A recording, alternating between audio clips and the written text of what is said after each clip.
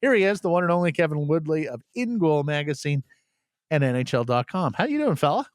I'm good, and you guys should know by now that I have no pride. So if you need to invite me down to Land Rover Jaguar to see if any of those nice new Land Rovers would fit my goalie gear adequately, anytime, boys. I'm happy full to, size, happy to do the that. extended The wheelbase full size we saw today, Kevin. It would. Absolutely. That'll I be like- in it as well. I got a little old school in me, so I used to like the old vintage Defenders, and I love that they've brought back the Defender line. That's got a classy but tough look to it. So count me in on that one. I have to ask you, we have to start here before we dive into Demko full bore and what he's done.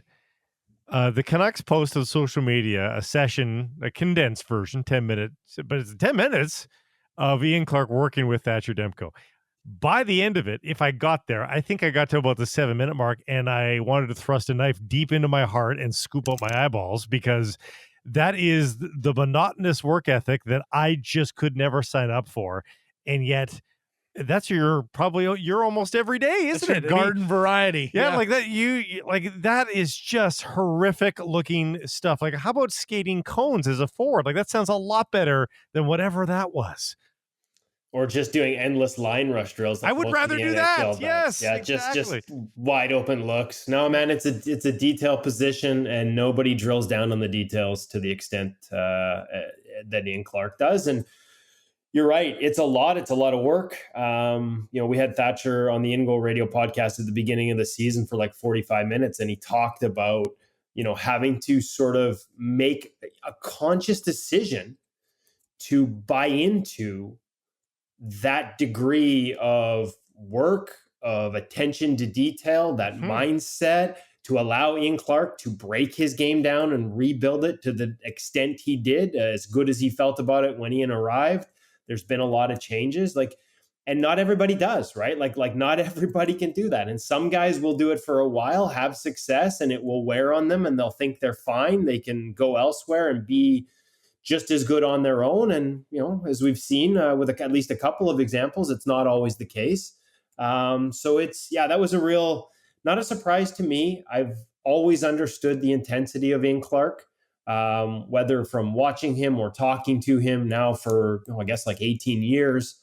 And also through the eyes of goalies on both sides of that equation, guys who have been with him and left and couldn't get away fast enough, and guys who have truly embraced it and will tell you that he made a significant positive impact, if not completely changed their career arc. And that's not just the Demkos of the world. That includes guys like Curtis McElhinney, who arrived in Columbus, a reclamation project, almost a throw in a trade after, I can't remember, he broke his sternum goaltending. Like the injury was so devastating, like it was unbelievable. And he managed to work his way back to a really good second half to his NHL career. And he'll tell you firsthand that a lot of it was the work he did while he was rehabbing the injury, as this sort of throw in extra part in Columbus, to the point where he made himself carved out a really good second half of his career. So, but not everybody goes that way, guys. And you can probably in that video get a glimpse of why. If you've got too big an ego and you're not willing to accept that level of criticism and push from an external source, it might rub you the wrong way. And if you're not willing to work, man, you can't play for Ian Clark. Yeah. Well, the other thing, Blake and I've had this debate a little bit. I'm still for a world of hard coaching. Like, I'm still for a world where not even a head coach, a position coach gets after you, right? Like, gets on your last word and stomps it, and you get a little bit of that tension and that conflict. Like, I think pushing athletes still can make them better, but you're quite right about the personality. And of course, the world is moving towards a softer touch. Do you think Ian's methods are going to hold up as he gets these younger and younger kids who aren't used to being talked to in that manner? Well, I mean, it's worked with Thatcher, and he may not be a young kid anymore, but he came into this as sort of a young pro, right? So, and as he talked about, like I said, like he had to make a conscious decision to buy into this. And I will say that I don't know if I'd call it a soft touch, but there was a recognition with Jaro Halak this year by Ian Clark that, hey, like there are some things he does that aren't the way I teach it and maybe aren't the way I like it. but this is a guy who has a career .916 save percentage, who has earned his position as one of the best 1Bs in the league, who deserves the respect to sort of get the opportunity to do things his way. And I think there was a much softer touch there and a recognition that he could not go at Jaroslav Halak or try and treat or talk to Jaroslav Halak or work with, is probably a better phrase, Jaroslav Halak in the same manner he does Thatcher Demko. So I think there's enough self-awareness that you need to make it specific to the individual, and you need to tailor it a little bit. But if you've got a young, keen guy, and the one thing that doesn't change is that demand, right? Like in his mind, it is the most important position on the ice. And that demands that they be the hardest working guys on the ice every single day. All right. Answer me the Vodog poll question. Is it still up for grabs, or is this a done deal in terms of the Canucks team MVP?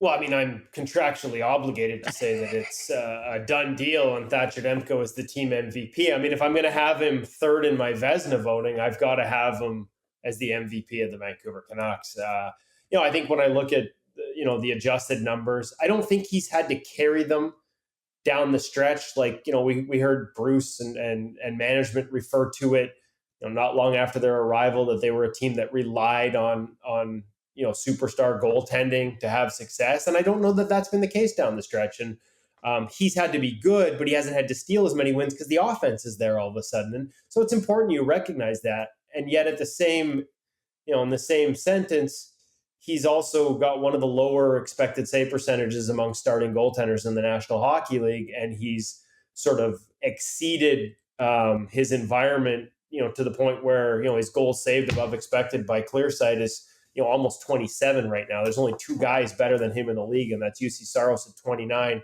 and Igor Shesterkin, who's running away with it at 38. So, for all the talk of the seasons of, say, a Jacob Markstrom and his 9 shutouts, Andre Vasilevsky, Freddie Anderson, Darcy Kemper in Colorado, Demko's numbers on the whole cumulative this season are better than all of them. And, if I'm putting him in that conversation as one of the league's best goaltenders, I sure as hell better have him as the MVP of this team.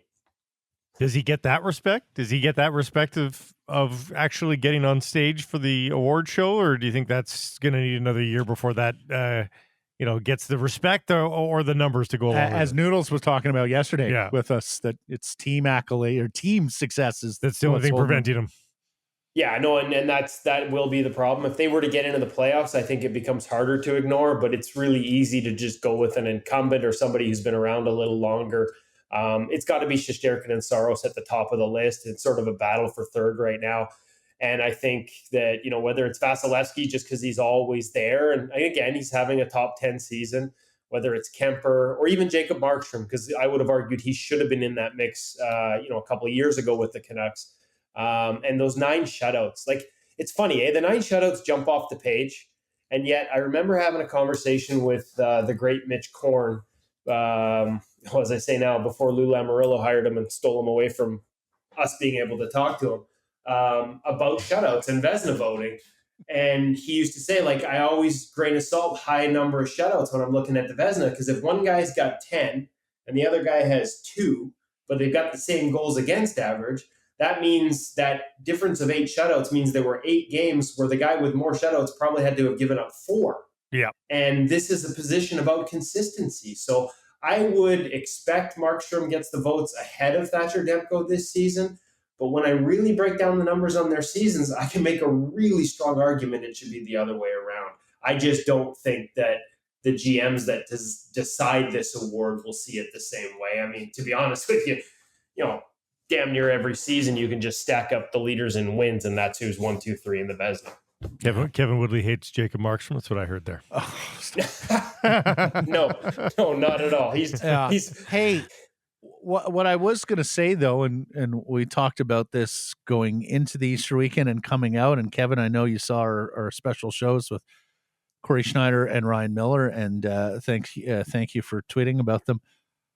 Boy, have we had not only tremendous goaltending, but terrific goaltending personalities to deal with here over the last 15 years or so. When you think of Luongo and Schneider, I mean, at the dealership today, our friend Chris wanted to talk to me about the Corey Schneider episode and what a good guy Corey Schneider is. Ryan Miller, who was just a total pro here. And now fast forward, and Thatcher Demko is very much in that pantheon. Yeah, and it's funny. Remember the conversations when they signed Ryan Miller about could he handle this market, and because of all the sort of negative interactions, I shouldn't even say negative, but they've been perceived as negative with the media in Buffalo before the trade to St. Louis and before arriving here in Vancouver, and yet he couldn't have been better. I'm looking forward to getting back into the room, so when we can have normal conversations with Demko, because I think that's where he excels. When we had him on the podcast before the season, like, it's one of our best episodes ever. It's like 45 minutes of goalie geek heaven, and he's really engaged. We haven't seen that same, like, there's a great personality there. I've gotten glimpses into it. There's more to this guy than we've been able to see in this world of Zoom and podium appearances only. And I sort of hope the market gets to see more of that moving forward. We know he's a great goaltender. I don't know that we've gotten to see enough of the personality like those other guys that you mentioned, because I think he is a really good person too. And I just don't know if we've gotten enough of a glimpse of that. Matter of fact, like, when was the last time we heard from him? Like, a couple of members of the media brought this up recently. He's been requested. Like, we requested him the night he became the first goaltender since Luongo to win 30 in this city. He's been requested a couple nights since. Sometimes, the game changes late, and maybe it makes sense not to bring out the goalie. Sometimes he's getting treatment because it has been a busy, long season. But like, I think we've had him. The game in Dallas was maybe the only time in the last couple of months that we've even had Thatcher Demko at a podium answering questions from us. So we know he's a great goaltender now. I can't wait till we get to sort of get back into the room in an environment where I think those things you talk about with Luongo and Schneider and Ryan Miller get to shine through even more. Are they protecting him because of how valuable he is, do you think? I don't know the MO there. I think in some of the last couple of times he has been on Zoom, there's been sort of it's just, I don't know. It's just not a great environment. It's just not a good situation for either side. There's been some stuff about, you in the media, you guys talk about that, and stuff that just doesn't always necessarily come off all that well. And, that's just not necessarily the guy that I know when I get to talk to him one-on-one. And so I just want to see the chance for more of that to shine through in those types of conversations. Mm-hmm. I find once you're up at the podium, you just sort of go into like almost sports psychologist speak, right? Mm-hmm. Like it's not the guy that I've gotten to know over the past couple of years. We don't see enough of it, frankly. It very much looks like they're committed to Spencer Martin as a backup for next year. We were kicking around, if they get mathematically eliminated here over the next couple, Martin probably going to see a game. What would you want to see out of Spencer Martin if he gets in another NHL game? And do you think they made the right choice here in committing to him as they did? I mean, it's a smart bet because he's done the same thing that Thatcher's done. So, bringing him in next year, it's a continuation of a work process that's already started with Curtis Sanford, who deserves a ton of credit here, and Spencer deserves a ton of credit here. He came in, he was in effect the fifth guy, barely played in October in the American Hockey League. And at a point in his career that was a real crossroads, I remember talking to Sanford early, like, man, if he doesn't get an opportunity this year, if he doesn't get a chance and he doesn't do something with it, like, how many more does he get? Like, is he just a career minor leaguer? And so he rebuilt some key elements of his game and his stance and his setup and his approach through the month of October without playing. And then he just kept working through the season and basically took over the number one job down there to earn this opportunity. And so the beauty is you get a guy who isn't going to bristle with that same type of work we saw in the video and we referenced earlier with Thatcher Demko. He's on board for that. And I think that's better than bringing in a veteran. Braden Holtby arrived knowing they had to tear down some things and rebuild them. The nature of the season last year made it hard to sort of get Braden comfortable with those changes when the bullets were flying for real and there was no preseason and no chance to just sort of, feel his way through it. I think with Halak, he backed off some of the changes, but Spencer just he fits that better. And, given where they are salary cap wise and given the fact they're going to be paying Jaro and, paying Holtby again next season, unfortunately for contracts past, he fits financially. I just think it's a good fit and a smart bet. Does that mean it's going to pan out? There were a lot of positive signs when he played, when the other two were out with in COVID protocol, like his adjusted numbers were off the charts. His adjusted save percentage was like +5. Yeah, but what? 4 or 5 posts in those 3 games? Those are posted in instead of posting out, and we're taking an entirely different view on those numbers. So, I think you got to grain of salt it a little bit. I like the fit. Does that mean it's going to work out? I still think it will, but the expectations are pretty high based on his performance in those 3 games. And if you think that Spencer Martin's going to come in here and, play every 2 weeks and post a .950 save percentage next season, you might want to, have a little reality check there. But I think I do like it as a fit better than what they've had here the last 2 in terms of something you can build on, as opposed to a veteran with experience who's more of a safety net. I just think you'll have him out there late in practice, willing to be a target, willing to do the extra work. And that hasn't always been the case with the veteran guys, just as they get older. You've had Demko as the last guy out in practice, despite the workload, a number of times this season, and it probably shouldn't be that way anymore. Just 1 game next week then? Or there's a chance for 2, do you think? I think it all depends on where they're at. You got to be careful too, because once the air comes out of that balloon, if it becomes official and they're out, you also don't want to totally sabotage Spencer Martin's confidence by throwing behind a group that's sagging, that checks out completely and doesn't look like an NHL group in terms of its defending. You could undo a lot of the positive things you did in that last 3-game stretch by burying him for a couple of starts behind a team that's not engaged. So I think you have to be cognizant of that and really gauge where your team is at heading into those games before you make those decisions. But certainly if they are out completely, I would expect 1 on the back-to-backs. And, if for some reason they're out before Seattle comes to town on Tuesday, maybe even a start there.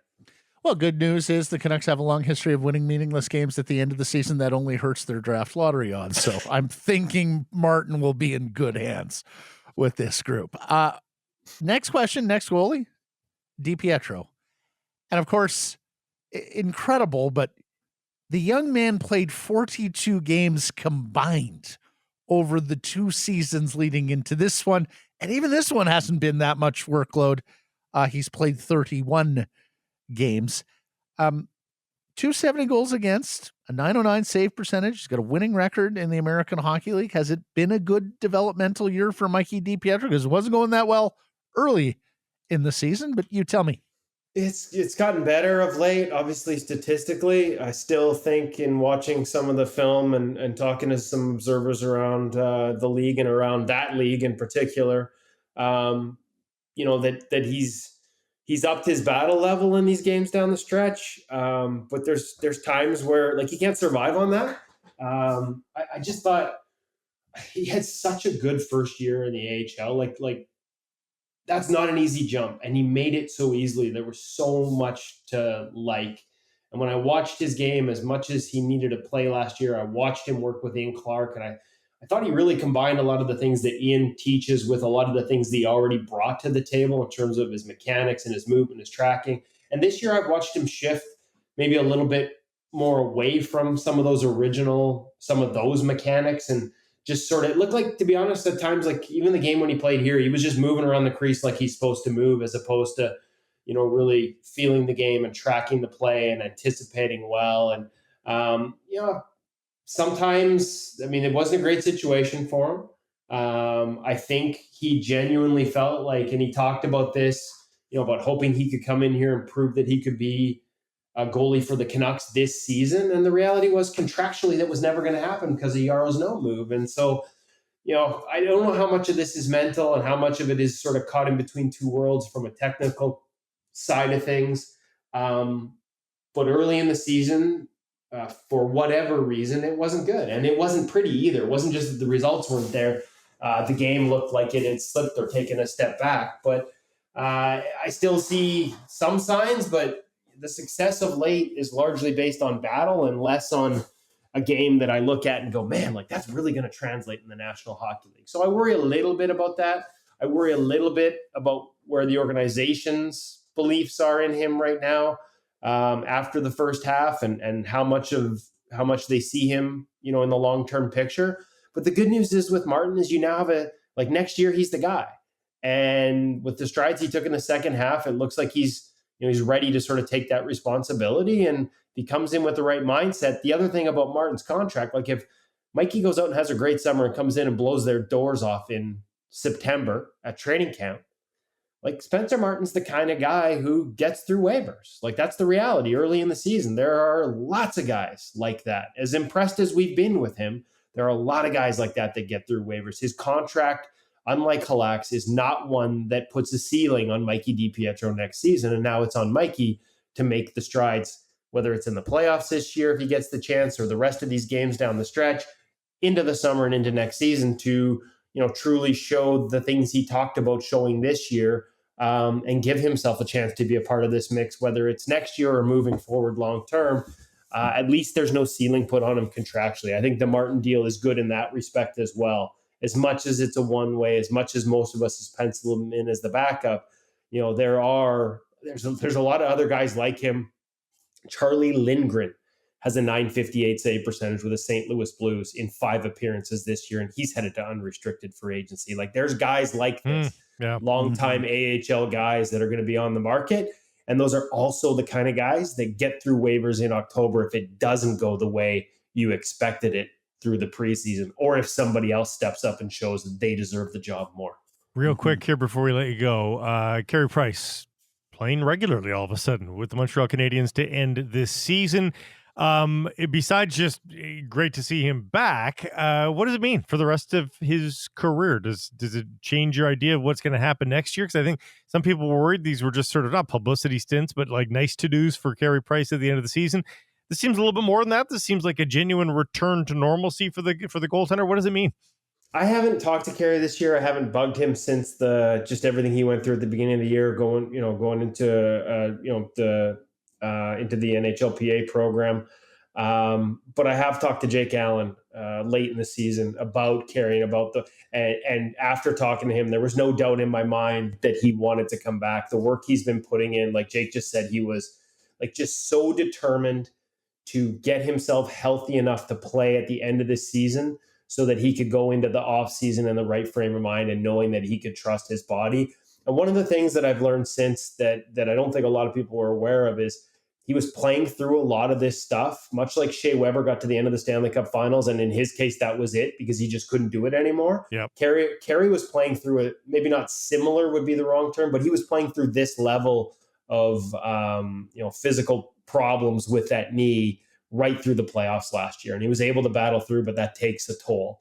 And so the fact he feels well enough to play as often as he has coming back here sets up well for him to go into the offseason knowing that he can still go out there and be Carey Price. And when I watch him moving in practice and stuff, I watch all those videos that they post and I'm excited because it looks like the old Carey Price, the guy that on that backdoor lateral pass, you think you should have an open net, and all of a sudden you're looking at a Montreal Canadiens logo. And that's good for the game. It's good for the Montreal Canadiens. The NHL is better with Carey Price in it.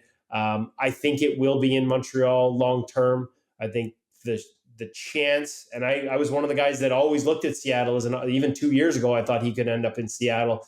And when he waived his no move clause to be exposed, I really thought that might happen. But now that it hasn't, I feel like the way they've sort of doubled down on each other, Carey with the Canadiens and vice versa, it sort of feels, and talking to people around him, like that'll be where he finishes. That outside of that chance to move to Seattle, continuing to be an iconic part of a franchise with so many icons in its history in that position is something that he values moving forward. And what better way to speed up a rebuild than to have Carey Price anchoring it behind you? Yeah.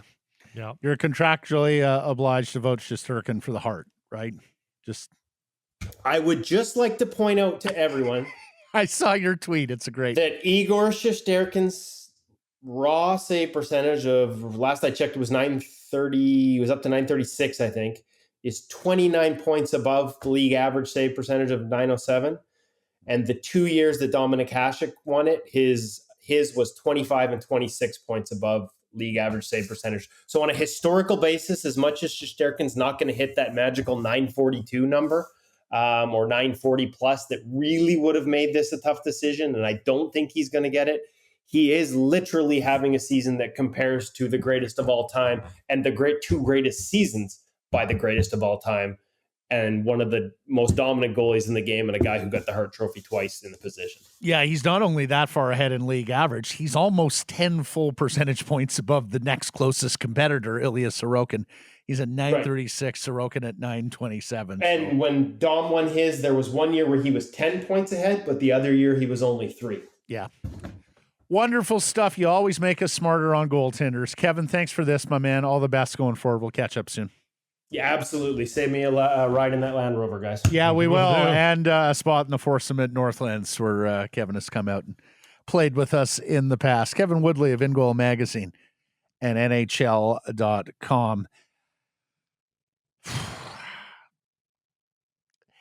I want to believe so much in Spencer Martin because I love the story. That was sort of a really good come back down to reality moment for me with Kevin because he's spot on, right?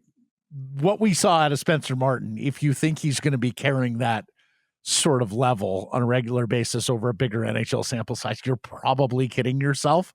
I'm just hoping for it because adored the story. Seems like a nice young man. What? 914 save percentage is not going to happen. 910? Maybe he can do 910. He can do 910, right? Hope so. Well, remember, Jeff, coming into this year, Halak's got to win 12 to 15 games for the Canucks this year. Yeah. If they're going to be a playoff team. Didn't happen. No. How many is he going to fall? Is he going to get halfway there? Yeah. I mean, it's just, they are going to need a backup who is able to win games for them next year. It's 4 wins for Halak this year, Blake. 4 wins. Yeah. 8 more wins would come in handy right now. Although 8 more wins and you're hosting a playoff game at Rogers. You got to give Halak Martin's 1 because that's backup goaltender. Sure, 5. Sure. You're 5 from the backup goaltenders. Yeah. Yikers.